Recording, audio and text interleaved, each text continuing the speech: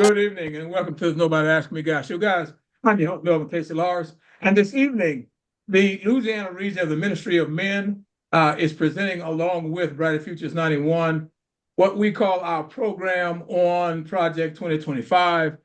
You may have heard it being Agenda 47, which refers to Donald Trump, or you may have heard it being referred to as 180-day transition. Now, I want to be clear that each and every one of us know that are here that this is not my personal opinion.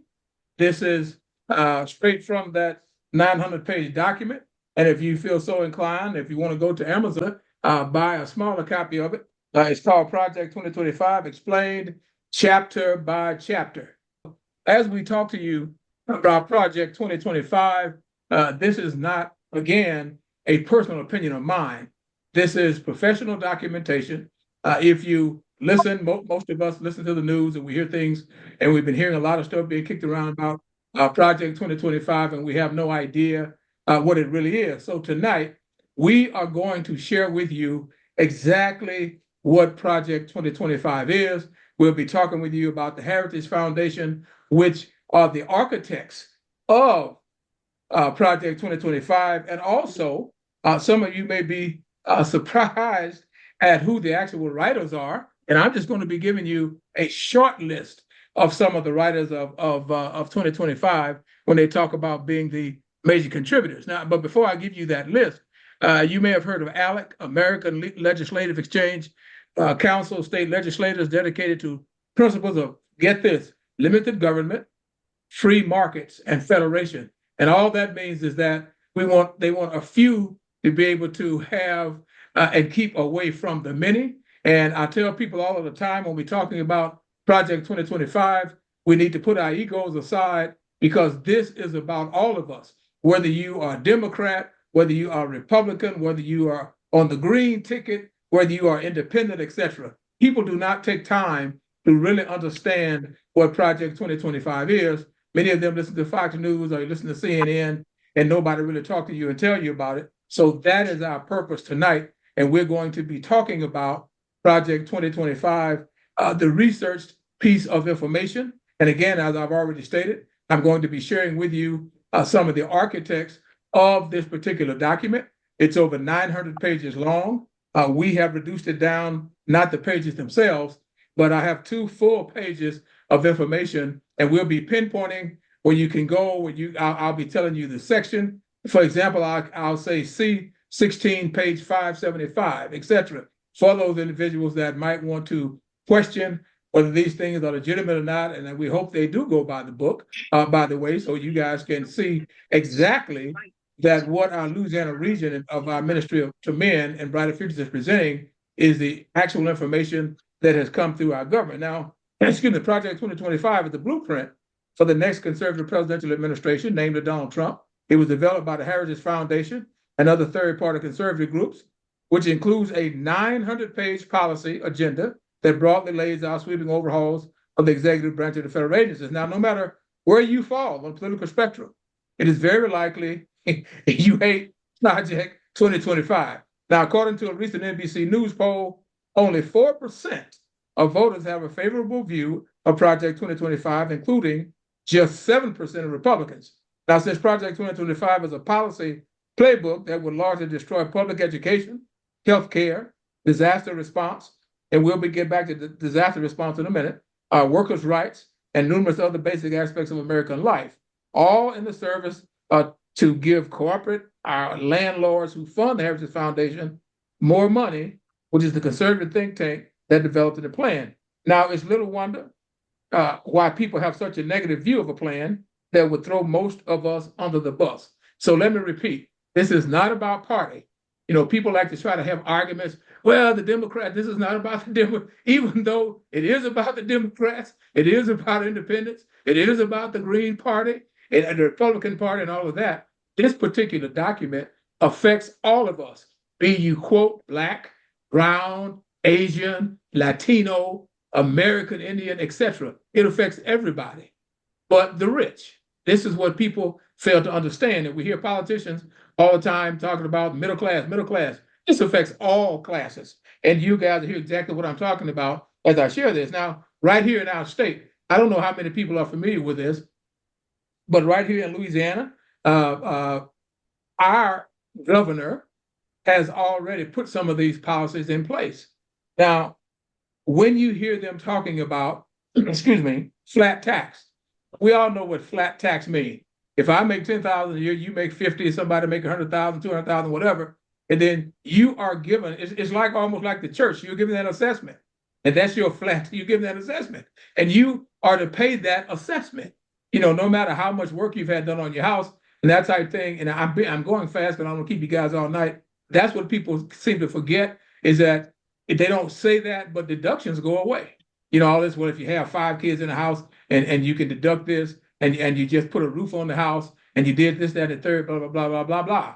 That's why I say it affects all of us. And people need to know what's in this document. And we started talking about Louisiana Governor Jeff Landry. And if you guys recall, when he first went into office, the first thing he did was start calling emergency sessions. And those sessions were to get the flat tax, which they're trying to do. Those sessions were to issue laws where you could not protest without getting a felony or whatever. If you were getting, you put too much heat on them, those things that's brand new in Louisiana that you guys need to know is that you can no longer really help people to register to vote.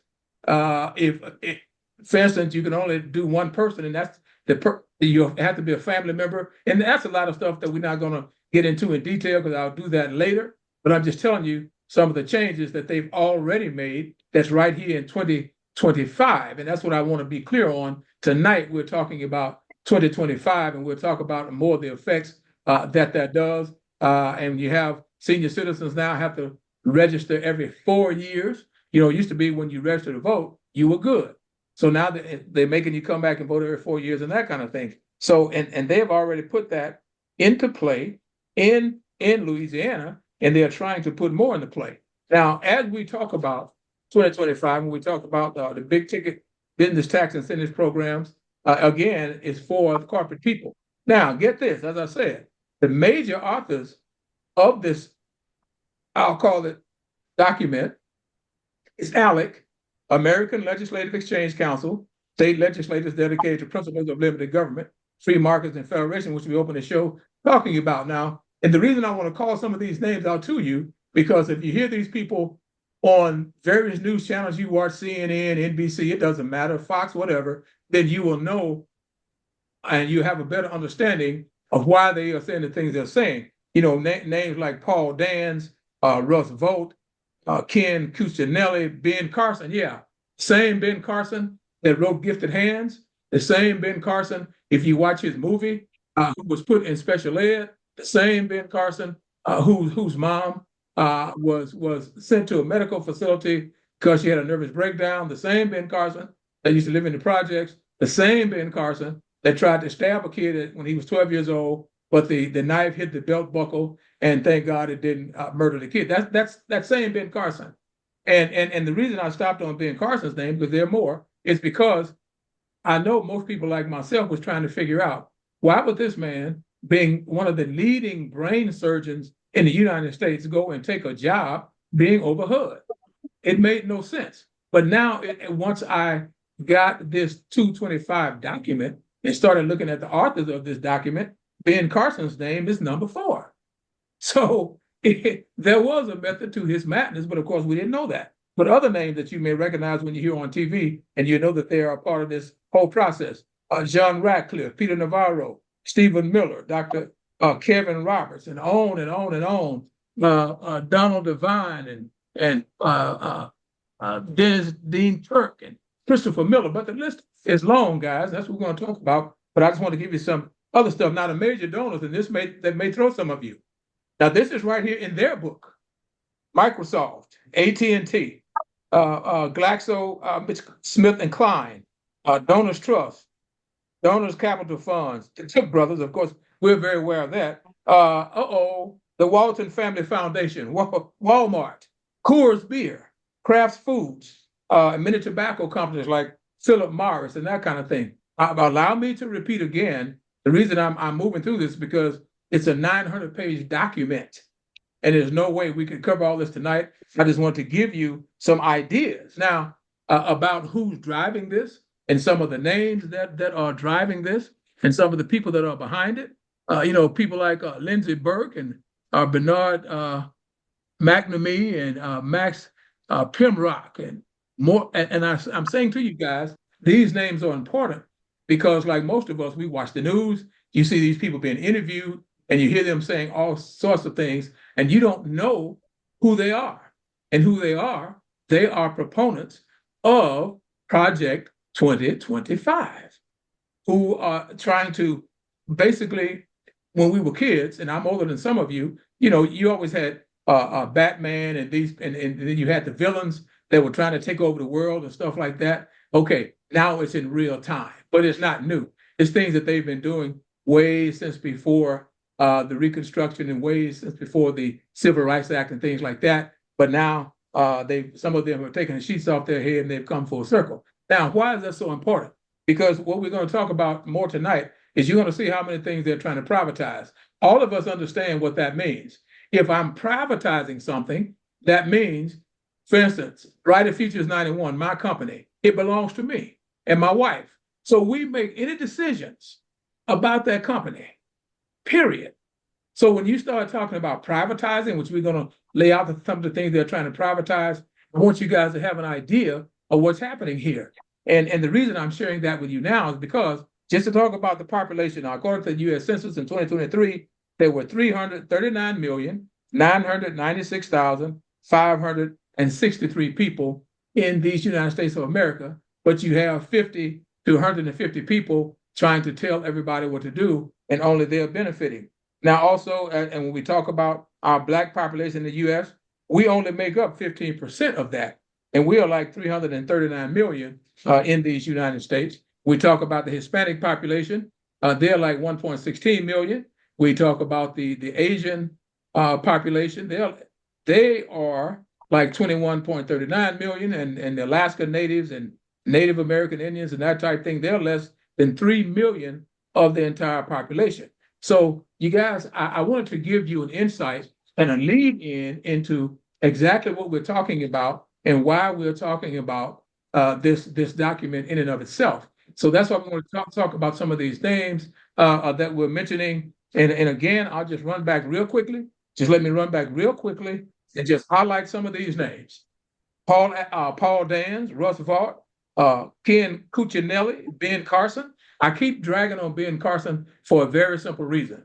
It's because you would not think a man of, quote, color, unquote, who went through all the things that Ben Carson went through, all of the things that his mother went through. And if you watch Ben Carson's movie, when he won the award, the assistant principal had the audacity to get up and to humiliate him.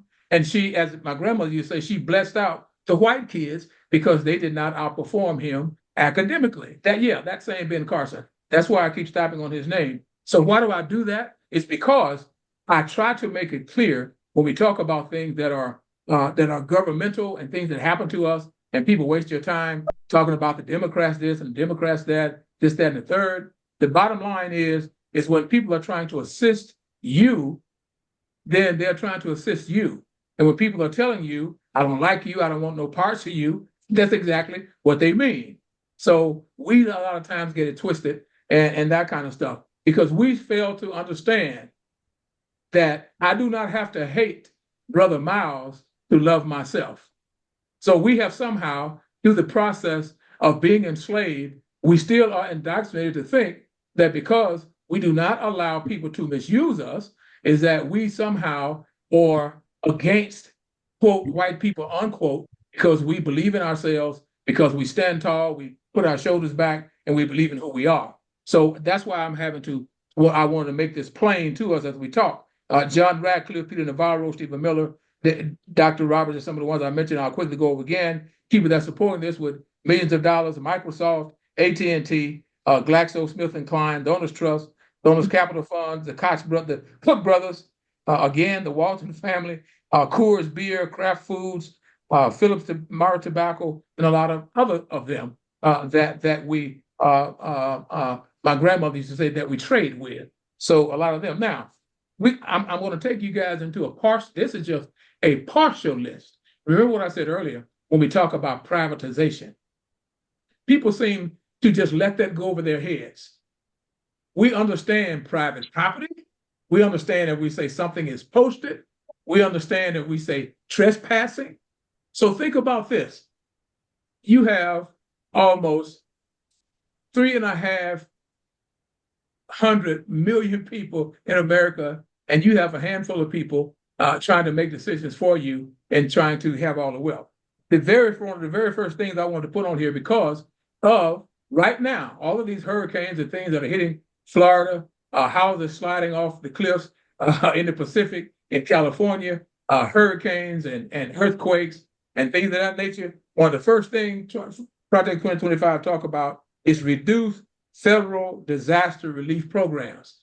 Who would want to do that other than the people that's having to take some of their profits, which is in the billions, and help to pay for this?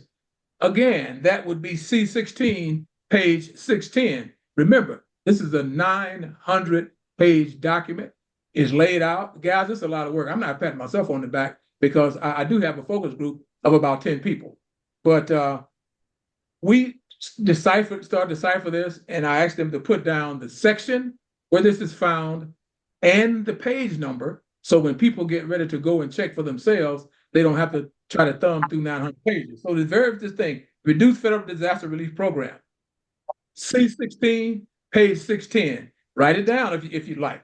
Privatize Social Security.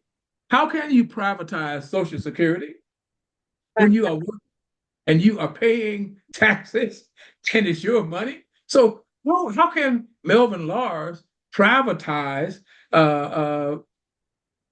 Dr. McKenzie's income taxes? See, people don't think when they run around talking about, oh, I'm voting Republican, the Democrats, they're taking it. No. This thing is about all of us. Even the Republicans that's running around with these MAGA hats on, they don't even understand that they are voting against themselves. Privatize veterans' health care. Now, we have many veterans. As a matter of fact, my family is fraught with vets.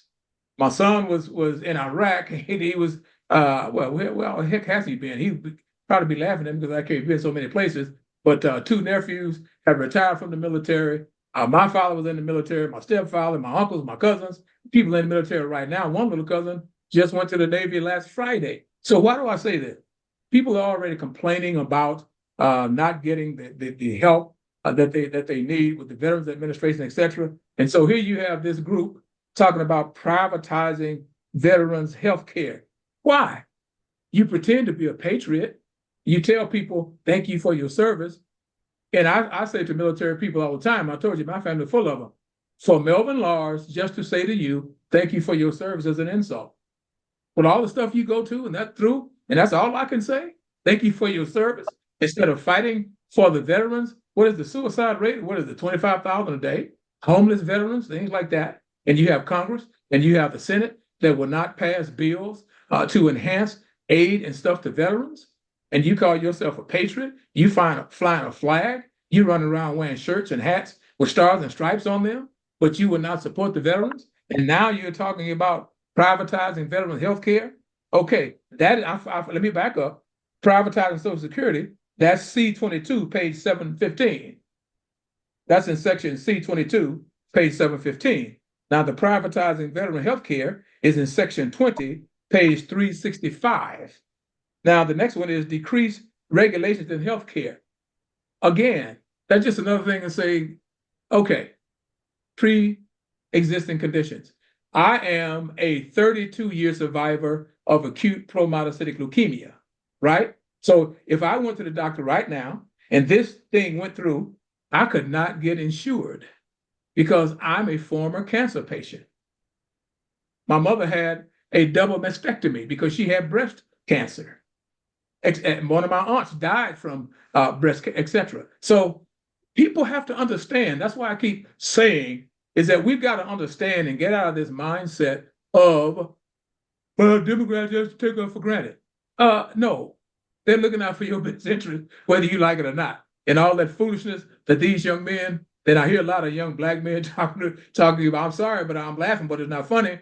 They didn't get with that check. Well, first of all, that legislation was passed by Democrats anyway. And when 45 got in office, he just took credit for it. He had nothing to do with the stimulus check. And you guys need to understand that. And people talking about what he did for HBCUs, Missouri Black College Universities. When you look at his budget, he had zeroed out any money for them. That was put back in by the Democrats, by the way, for hundreds of millions of dollars. So we need to educate ourselves. And that's the purpose of this program tonight. That's the purpose of this joint meeting of our Ministry to Men and Brighter Futures, to share and to help educate our masses. And when we talk about decreasing regulation in healthcare, that's section C. And you can find it on page 450. Reduce funding for public health programs, same old, same old. That again is in section C on page 455. It was just much further down the list. Dismantle Department of Public Health. If you can see, all of this is to help the insurance companies. It's an outright attack on you, on me, on your wives, on your children, etc. So when you dismantle Department of Public Health, that again is section C, page 365. And reducing the funding for public health programs is section C, page 455. Now reduce federal student aid, section C, page 385. Who does that affect the most? We all know who that affects, right? You're talking about Pell Grants, you're talking about student loans, you're talking about all of those things. So if I have money, I don't need any of those things. So again, we have to educate ourselves, and people have to wake up and stop all of this foolishness and listening to all of this foolishness that people are trying to feed you. And well, Kamala, this is not about Kamala. Let's get that clear. Although, yeah, I'm voting for Kamala. I'll make that. There's no shame in my game. But this really is not about Kamala. This is about all of us, regardless of race, creed, or color. And we need to get that. Reduce federal student aid, talked about that. Reduce regulations by the Environmental Protection Agency. That's section 13, page 425. So why would you want to reduce protection when we already right now are still in a pandemic right this minute? And my oldest sister passed away during the pandemic because of COVID. And here you have right here in your Project 2025, reduce regulations by the Environmental Protection Agency. That's what they overlook. Just one of the many things. That's section 13, page 425. Now, the decreased size of the federal workforce. Now, here is an organization, and there I call them by name. The Republicans always talking about jobs, jobs, jobs. But right here in your own document, on page 95, section 3, on page 95, decrease the size of the federal workforce. Why are you attacking the federal workforce? Because they have to police. They're already talking about being short. So when they have to go and make sure things are being regulated and people are following what they're supposed to be doing, you have OSHA, you have a lot of stuff that fall in several categories. That's why I say this show is not about that. It's just about to educate people and highlight them on what's really in this document, so that if you guys can do more research, or you can ask more questions or whatever and check it out. Limit jurisdiction of federal courts. My, oh my, why would you want to do that? See, federal courts interpret the law. So if our people here in Shreveport decide that they don't want to do the right thing, and they try to come up with some bogus stuff, et cetera, and you keep peeling it and that type thing, and then the feds get involved, now you have a whole different animal, because they interpret the law, and usually they interpret it a lot differently depending on what the situation is. And that's on page section C1, page 40. That's section C1, page 40. Now, abolish the Consumer Financial Protection Bureau. That's section 27, page 815. Section 27, page 815. The abolish the Consumer Financial Protection Bureau. What does that mean? You go and buy a lemon, and there's a specified time you can both be able to take that lemon back, but now they don't have to do anything. And it doesn't have to be an as-is purchase. So, and this is just an example, guys. There are so many things that fall under these kinds of regulations and things when they're able to put these things in the law, is how they interpret it. And many times people already know that you can't fight long drawn out court battles because you don't have the money, etc. So you just get, in other words, in colloquial street terms, you just get screwed over. And that's section 27, page 815, abolish the Consumer Financial Protection Bureau. Now, limit federal involvement in local policing. That's section 17, page 575. Why would you want to do that? George Floyd is a perfect example. Perfect example. But the best example is when you go in and these cops murder these people and they get off scot-free. And it gets appealed and nothing happens. And sometimes the federal courts don't step in and they just kind of let things go. So now, if I decide or you decide because you have on a uniform and you don't like the way I look that day and you decide to rough me up or take my life or whatever, then if the local courts say everything is okay, then the feds won't have the power to come in. Section 17, page 575, limit federal involvement in local policing. Why would you want to do that? If you are honest and fair and upright and you're servicing all of the people. Now, reduce federal oversight of labor standards. Section 18, page 530. Again, reduce federal oversight of labor standards. So I can take away your overtime. I can work you 80 hours a week. You don't get no time and a half. I can work you through the weekend. I can do whatever I want, and nobody's going to mess with me locally. But if the feds get involved, and I mentioned OSHA earlier, and OSHA is not the only, but you have so many things that are involved here. So again, guys, we're just trying to educate the public so that we'll know and have an idea of what's in there. And that's why I keep driving the point home is whether you like Kamala Harris or not, Vice President Kamala Harris, whether you're a Democrat, Republican, Independent, Green Party ticket, it doesn't matter. This covers all of us. This does not cover, well, if you're a Republican, it doesn't affect you. If you're a Democrat, it doesn't affect you. If you're an independent, it doesn't affect, it affects everybody. And that's what we have to wrap our minds around and educate ourselves. Implement a flat tax rate I talked about earlier. That's on section 22, page 725. Again, we are all intelligent and we understand what a flat rate means. You owe me, Jack. It doesn't matter if you're down and out, or if you have 50 children, or 20 children, or 15 children, or if your house was falling down and you had to get all manner of loans to try to get it back up and things like that, you still owe me whatever you have been assessed. And people keep not understanding that. Of course, there are other pieces to that. Eliminate Department of Commerce. Wow. Why would you want to do that? Now you can't tell me what, and we love to say that small businesses drive the American economy. And we understand what commerce means, right?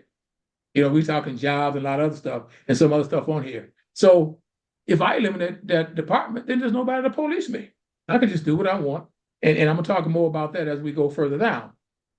Here we go with that word again, privatize infrastructure projects. Right now, a little bridge between Vivian and Blanchard has been closed like 3 or 4 years, supposed to open late October. Now, and when you talk about privatize, that's infrastructure. Or when you're doing work on the roads, or they're planning to put in new pipes and all of that kind of stuff. So if I privatize that, understand, now, nobody will say, well, you have to hire 20% or 5% African-American companies or just that. I can hire anybody I want whenever I get ready because it's privatized. So I get to do work at my discretion. We all know how that works, right? We know how that'll go. Privatize Federal Aviation Administration. We all know how that'll go. Reduce funding. I'm sorry, let me go back to privatize infrastructure. That's section 19. Excuse me, page 555. That's section 19, page 555. And eliminate Department of Commerce is section 21, page 660. Pardon? Okay. Reduce funding for federal research programs. All of us know, anytime you apply for grants or anything like that, you cannot do anything with a grant if you do not have numbers. So when I reduce funding for federal research programs, and I say Perfect example, guys. Let me say this and not pat myself on the back. When I was NAACP president in Muskegon County, the local hospital there, when people would go for dialysis, sometimes the weather would knock out the power, and the people that needed the dialysis could not get it. Many of them were sick, many of them died, etc. So we went to the legislature, raised all kind of cane in Michigan to force the hospital to get generators so that these people could get their services and that kind of thing. And guess what? They come line, check the hospital in Muskegon, see if they have generators for that. So if we could not have gone in, made a case, had the numbers, the follow-up as to why this is needed, the number of people that were ill, the number of people that passed away, the number of people that actually got sicker, etc., we wouldn't have had an argument. So when I reduced funding for federal research programs, what do you think we got the research from? So people got to understand what's happening here. We have to educate ourselves again and stop letting people psych you out to think that just because you love yourself, you have to hate somebody else. So therefore, you vote with them so you won't say, well, I'm not racist, I'm not prejudiced. Has nothing to do with that. It has to do with what's on the books and who's affected. That's section 12, page 415. Section 12, page 415. Guess what? Repeal the Affordable Care Act. Section 14, page 460. Why do you want to do that? I just gave you an example of myself. So with that, I can't be denied health care if I get sick again. But if you repeal that, no insurance is going to insure me, even though I've been leukemia-free for over 30 years. I'm still what's known as a high risk. And you guys have to understand that. Or God forbid, women with pregnancies and all that kind of thing, or if your child have different kind of illnesses and things they're dealing with. Anyway, that's another, this is not really a workshop, it's just a presentation, but that's another program. But that's why I want to mention that when we talk about the Affordable Care Act, section 14, page 460. Promote free market health care. Section 14, page 465. They're already doing that.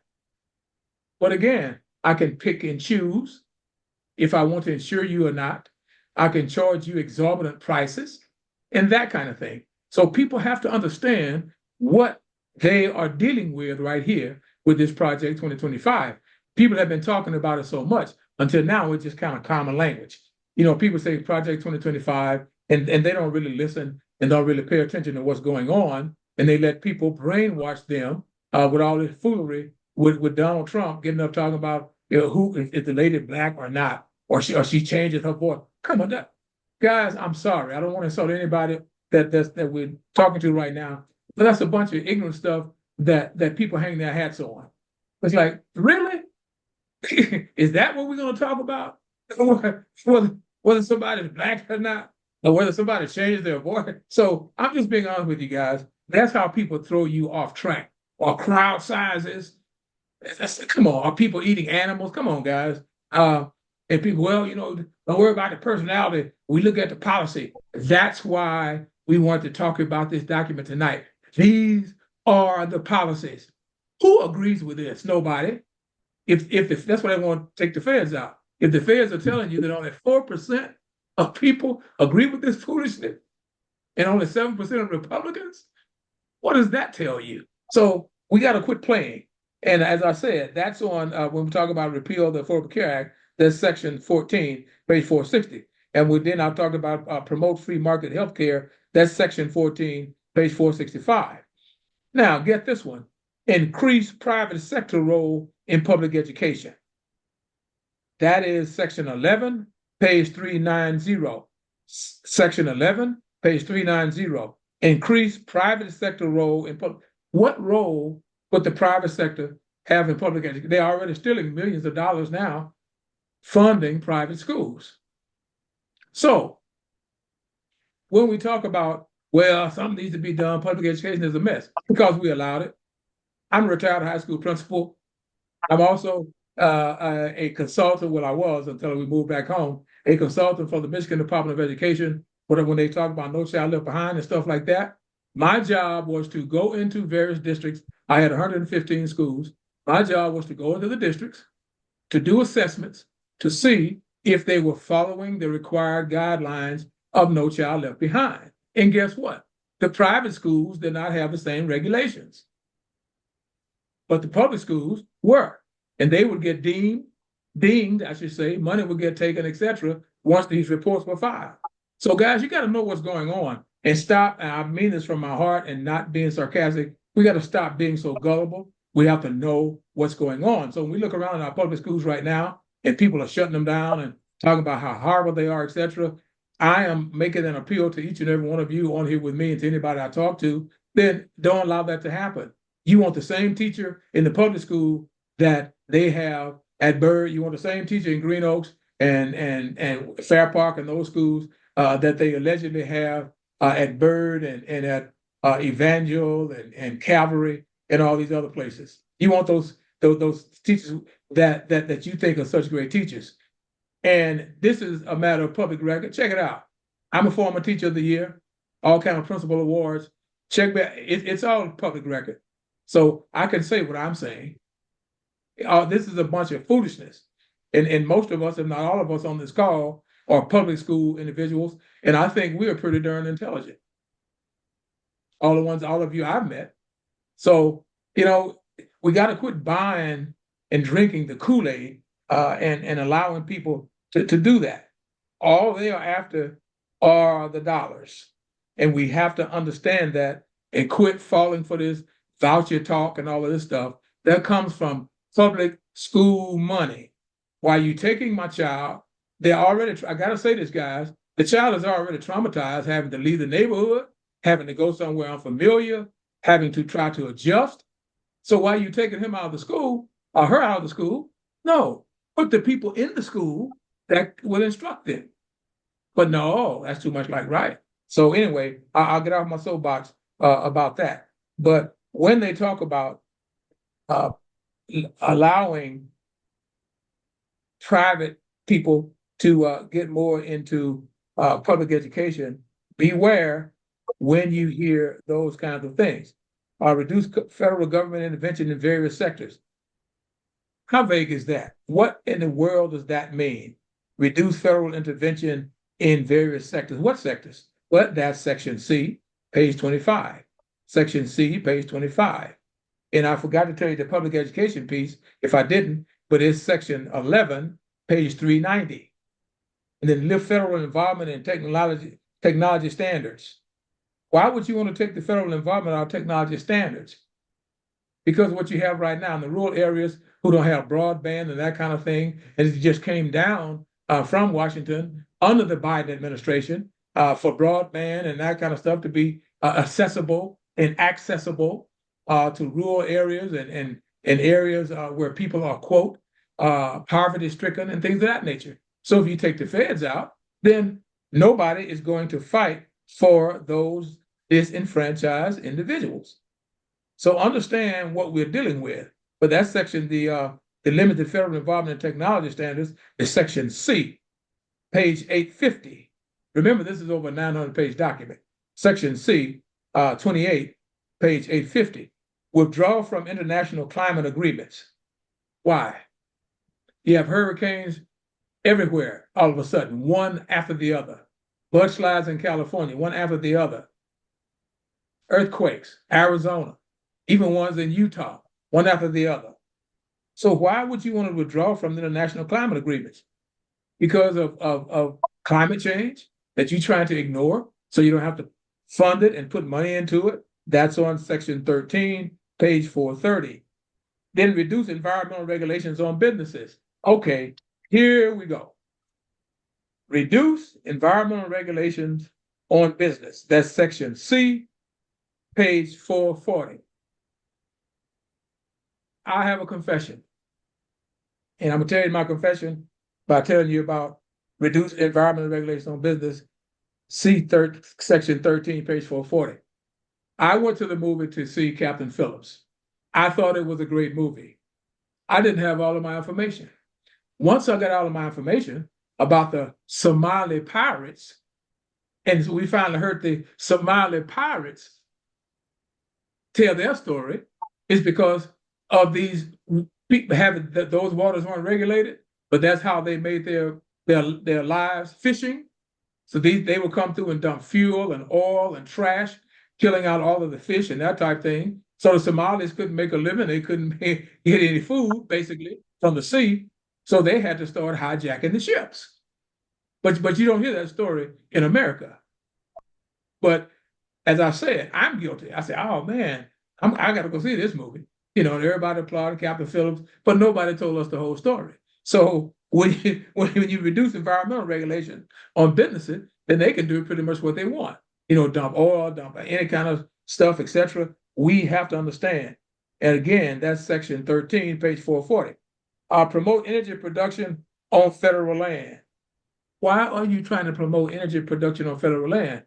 Because a lot of it is, quote, land that they put the Indians on reservations. And like, they found out they had oil and stuff like that on them. So now you want to try to figure out a way, again, how they break treaties and take over the federal land so your greed can continue. And the Indians now will be boosted out of that too. And that's what it's called, boosting. That's section 16, page 600.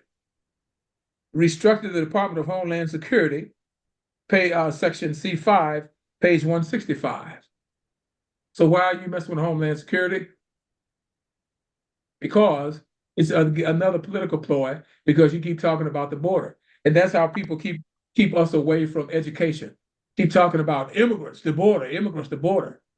This document is much worse than talking about any immigrants coming across the border. But I hear, quote, Black people, brown people, wealthy people, poor people, middle class people falling for all of this talk about the border when all these other things are happening to you right in your face and you're not even aware of it, because it's that old smoke screen, smoke and mirrors. So these things are the smoke and mirrors while they slide all this other foolishness in, and we wake up and wonder what the heck happened. I want to say another word, but out of respect, I won't. Sorry. Repeal Dodd-Frank financial regulations. Now, what is the Dodd-Frank? I want to write this down so I wouldn't forget it.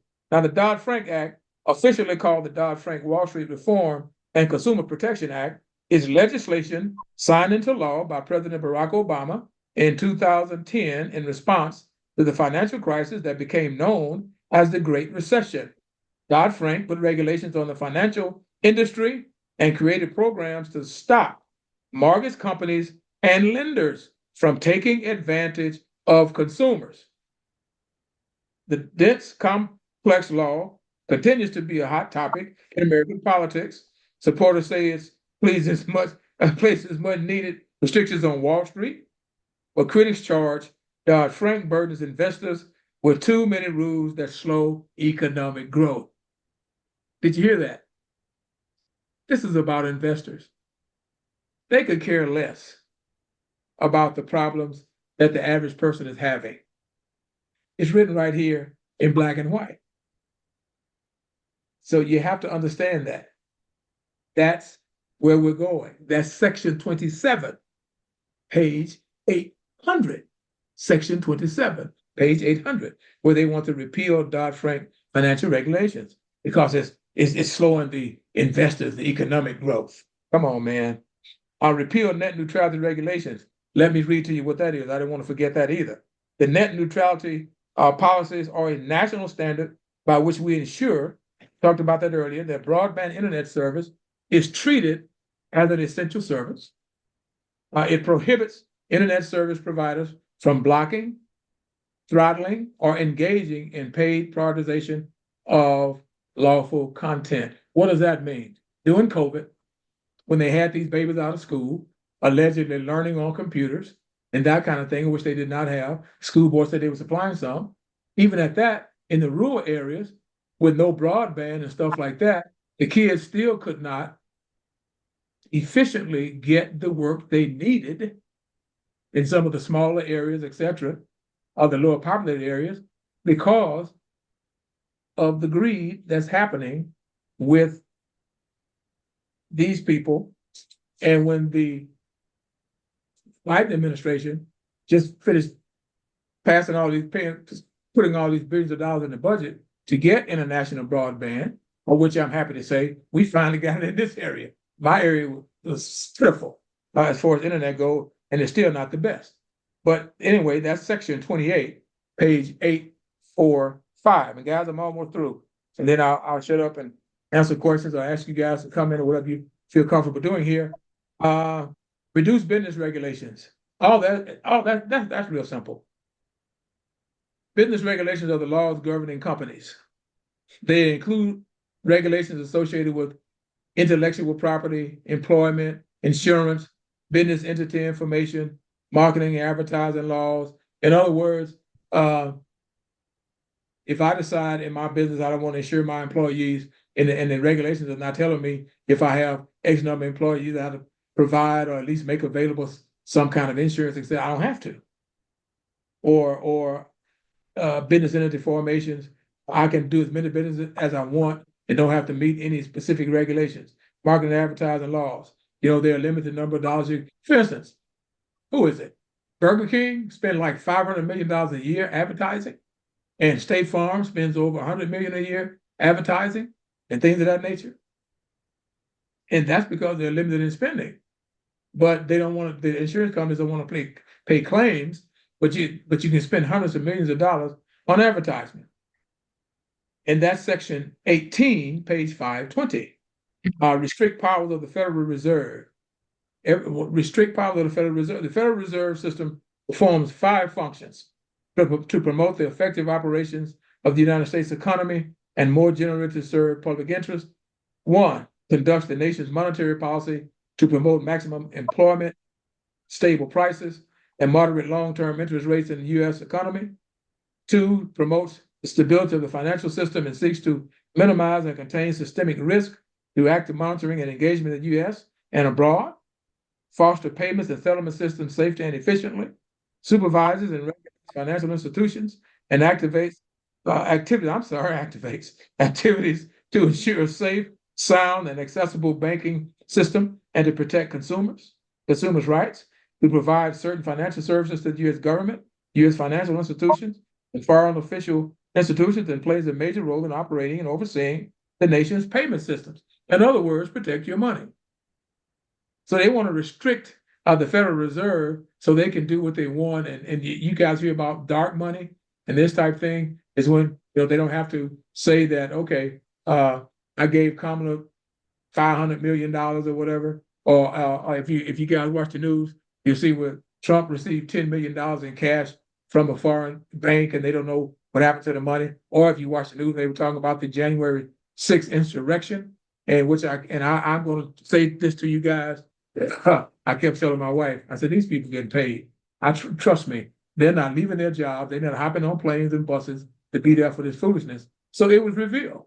Some of the men revealed that they were responsible for paying the people, for paying for transportation to get them there and that kind of thing.